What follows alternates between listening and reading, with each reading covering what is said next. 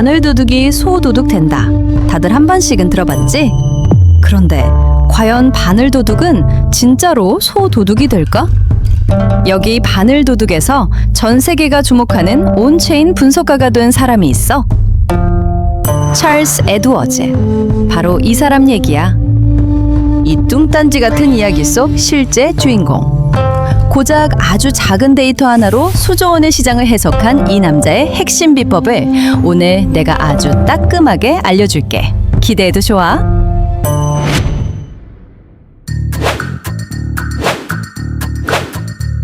바로 이 세 가지. 이 남자가 평생 동안 고집했던 핵심 원칙들이야. 지금부터 이 세 가지 원칙에 대해 더욱더 깊숙이 파고 들어가 볼 테니 한눈 팔지 말고 집중해.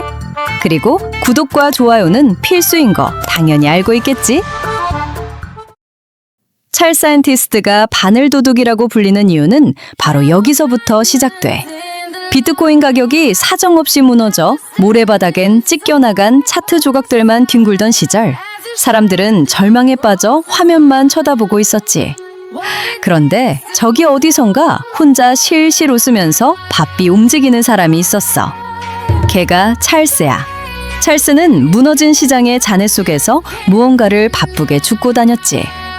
그리고 그가 바쁘게 줍고 다닌 건 놀랍게도 전 세계 채굴 공장들이 버리고 간 전기세 영수증이었어. 고작 종이 영수증. 그런데 이 영수증이 훗날 수십조 원의 기관 자금을 뒤흔드는 가상자산 시장의 가장 치명적인 무기가 될 줄은 누가 알았겠어?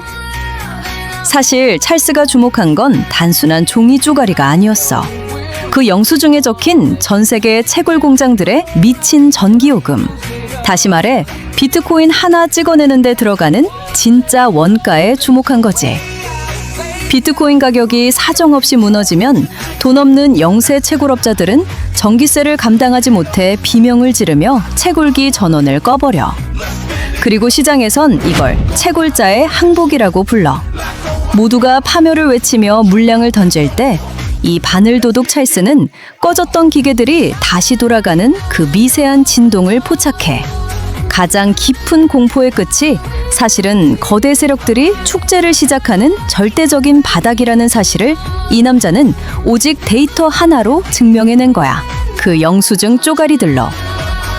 그리고 그가 모은 영수증 무덤 속에서 찾아낸 것이 바로 그의 첫 번째 무기인 해시 리본이란다. 이 지표가 하는 일을 한마디로 하자면 죽어가는 채굴자들의 비명소리를 숫자로 번역하는 거야. 그런데 여기서 의문점 하나. 비트코인 가격을 분석하는데 왜 차트도 아닌 채굴자에 집중해? 정답은 간단해. 수년 동안 전 세계 채굴 공장들의 데이터를 뒤져댄 찰스는 이상한 사실 하나를 발견하게 돼. 비트코인이 박살날 때마다 언제나 가장 먼저 죽어나가는 놈들이 있었는데 바로 그게 돈 없는 채굴업자들이었지. 이상하게도 그 근처에서 비트코인은 바닥을 만들기 시작했던 거야. 그리고 찰스는 생각했지. 잠깐만, 가장 약한 놈들이 다 죽어나갔다면? 이제 남은 건 살아남은 놈들뿐 아닌가? 그리고 바로 그 순간을 찾아내기 위해서 만든 것이 해시 리본스야. 자, 이제 차트 위에서 보여줄게. 차트에 그려진 두 개의 선 보이지? 31선 그리고 61선이야. 쉽게 설명하자면 31선은 채굴자들의 현재 체력이고 61선은 채굴 시장 전체의 평균 체력이라고 보면 돼. 평소에는 별일이 없다가도 채굴업자들이 하나둘씩 나가 떨어지기 시작하면 이 31선이 무너지기 시작해. 그리고 결국 61선 아래로 처박혀버리지. 너네들이 아마 여기서 많이들 착각할 거야. 오, 바닥 신호 떴네? 아니, 전기세를 내기 위해 비트코인을 던지고 장비를 팔아치우고 살아남기 위해 마지막 발악을 하고 있는 항복의 시작점이라고 보면 돼. 그러나 찰스가 기다린 건 항복의 시작점이 아닌 항복의 끝이었어.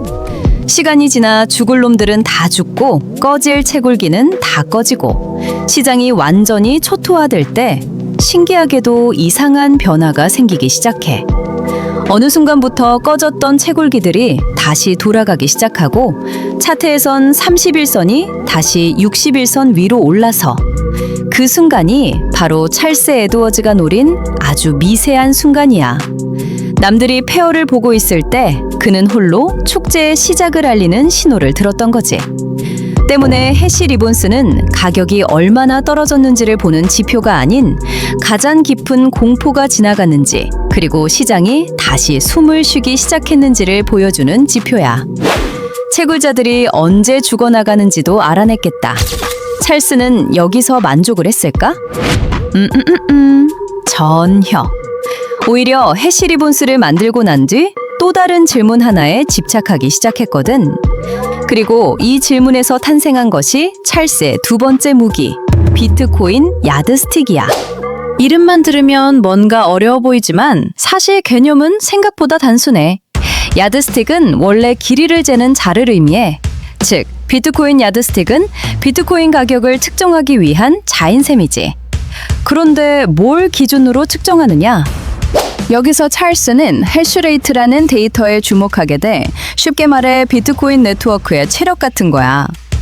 만약 비트코인 네트워크는 별로 성장하지 않았는데 가격만 폭등하고 있다면, 반대로 비트코인 네트워크는 계속 강해지고 있는데 가격은 제자리 걸음을 하고 있다면, 이 둘은 같은 상황일까? 당연히 아니겠지. 그래서 찰스는 비트코인 가격과 해시레이트를 비교하기 시작해. 그리고 그 둘의 관계를 숫자로 만들어낸 것이 바로 비트코인 야드스틱이야. 쉽게 말하면 현재 비트코인 가격이 비트코인 네트워크 규모에 비해 얼마나 비싸게 거래되고 있는지, 혹은 얼마나 싸게 거래되고 있는지를 보여주는 지표인 거지. 그럼 실제 차트에서는 어떻게 사용할까? 자, 여기 차트를 보자. 비트코인 야드스틱 값이 급격하게 높아지는 구간이 보일 거야. 이건 가격 상승 속도가 네트워크 성장 속도를 앞질러 달리고 있다는 뜻이야. 쉽게 말해 시장의 기대감이 과열되고 있을 가능성을 의미하지. 반대로 야드스틱 값이 낮은 구간은 네트워크는 성장하고 있는데 가격이 그만큼 평가받지 못하고 있을 가능성을 보여줘. 물론 여기서 중요한 점이 하나 있어. 야드스틱이 높다고 당장 폭락하는 건 아니야. 낮다고 무조건 바닥인 것도 아니고. 찰스는 이 지표를 미래를 예언하는 수정 구슬로 사용한 게 아니었어. 현재 시장이 과열 상태인지 아니면 저평가 상태인지를 판단하는 참고 자료로 활용했지.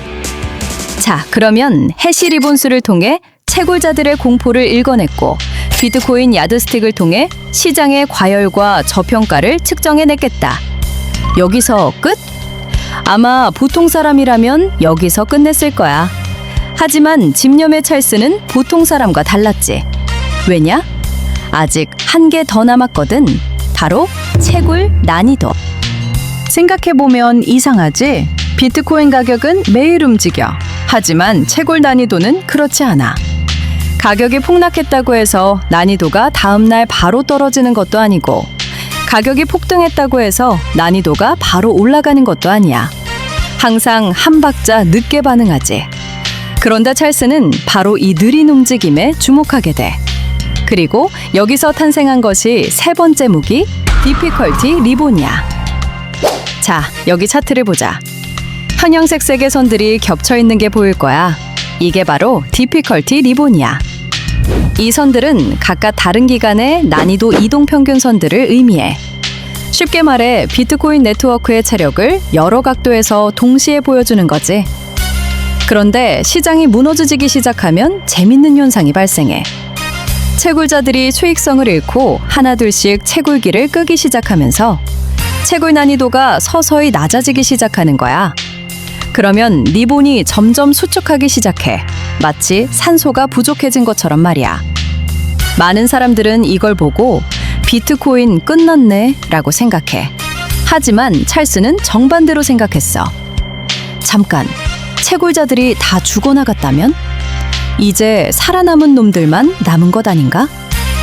그리고 시간이 지나면서 약한 채굴자들이 정리되고 시장이 안정을 찾기 시작하면 난이도는 다시 회복되기 시작해. 그러자 쪼그라들었던 리본이 다시 펼쳐지기 시작하지.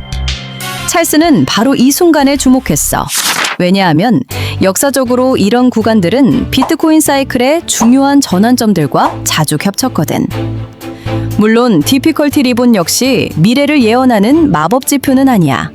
하지만 적어도 찰스 에드워즈에게는 비트코인 네트워크가 지금 약해지고 있는지 아니면 다시 강해지고 있는지를 확인할 수 있는 중요한 도구였지.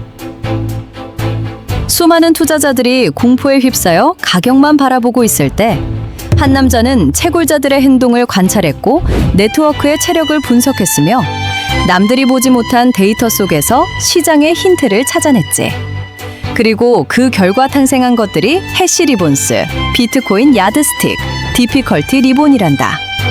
그리고 이 세 가지는 그저 단순한 보조지표 따위가 아니라는 걸 명심해. 해시 리본스는 채굴자들의 고통을 보여줬고 비트코인 야드스틱은 시장의 기대감을, 그리고 마지막으로 디피컬티 리본은 네트워크의 체력까지 보여줬던 거야. 그리고 이 세 가지 무기를 통해 찰스는 가격이 아닌 데이터로 시장을 읽어낼 수 있었던 거지. 여기까지 다들 잘 따라왔겠지? 그리고 중요한 거 하나. 지금까지 보여준 내용은 찰스의 핵심 매매법이자 주된 무기들인 건 맞아. 그치만 이건 사실 빙산의 일각에 불과해. 왜냐면 그 안 깊숙한 곳엔 더 세세하게 알아야 할 정보들이 추가로 존재하거든. 그것들까지 전부 알려주기엔 영상에선 한계도 있고, 내가 몇 년씩 공부한 것들인데 영상에서 전부 공개하기엔 아깝잖아? 이렇게 말하니까 더 궁금하지? 자, 방법은 간단하니 더 알고 싶은 사람들은 주목! 일단 구독과 좋아요를 눌러줘. 그럼 끝이야. 꽤나 쉽게 알려줘서 놀랬지? 앞으로 더 다양한 인물들을 알려줄 테니 벌써 여기서부터 놀라지 않아도 돼. 고정 댓글에 찰스의 세 가지 핵심 무기에 대한 추가적인 정보들과 더불어 지표 설정마저 아직은 어려운 우리 초보자 친구들을 위해 내가 직접 지표 세팅까지 만들어 놓은 파일을 가져갈 수 있어. 그러니 구독과 좋아요 누른 후 고정 댓글 확인해봐. 어렵지 않으니까, 알겠지? 자, 그럼 지금까지 이 황량한 크립토 시장에서 남들이 외면한 데이터들을 모아 자신만의 무기로 만들어낸 남자. 바로 찰스 에드워즈였어.